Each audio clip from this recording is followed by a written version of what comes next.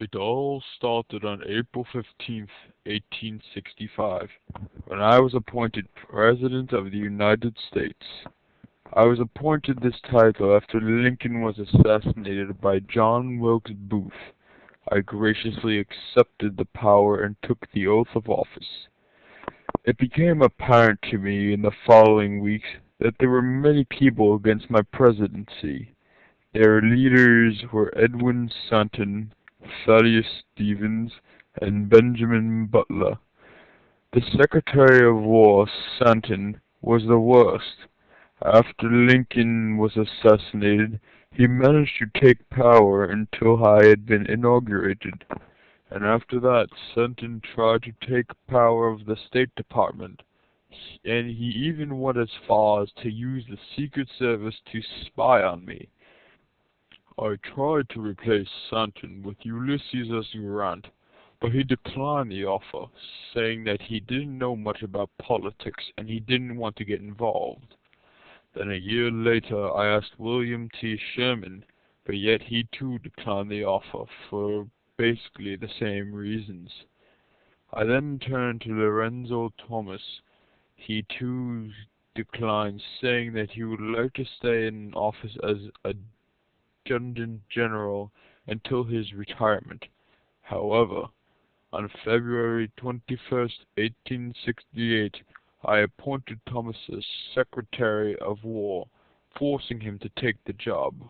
He reluctantly accepted.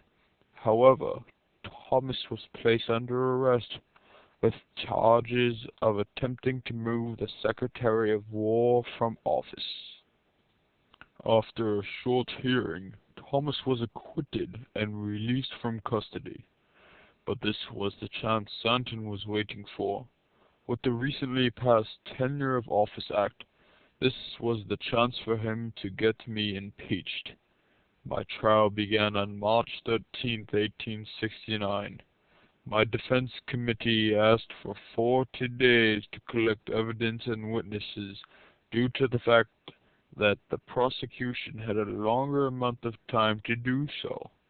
Unfortunately, we were only given 10 days to prepare. On March 21st, my trial continued.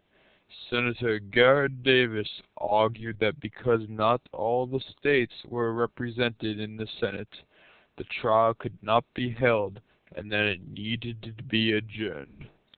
But the movement was voted down, and my trial continued as planned. After my charges were addressed to me, Henry Stanbury asked for another 30 days to assemble evidence and to summon witnesses. He said that the 10 days that were previously given to us were only the enough time to prepare me for what I would say to my charges. John Logan argued that the trial should begin immediately and that Stanbury was only trying to stall for time. We were given 6 more days to prepare. My trial continued on March 30th. The prosecution had Benjamin F. Butler start with a 3-hour speech about impeachment trials in history. For days I was bombarded with grievances about breaking the Tenure of Office Act, yet my defense argued that it was not a breach of the act because Lincoln did not reappoint Stanton to Secretary of War. He assumed that he could keep the position even after Lincoln's death. Benjamin Curtis said that the Senate had illegally amended the Tenure of Office Act for the sole purpose of keeping Stanton in office. He referred back to the minutes from this meeting where they reviewed it and used that as evidence.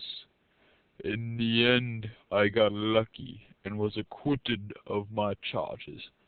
But if one of those few votes in the Senate was for my impeachment and sent against, I would be impeached.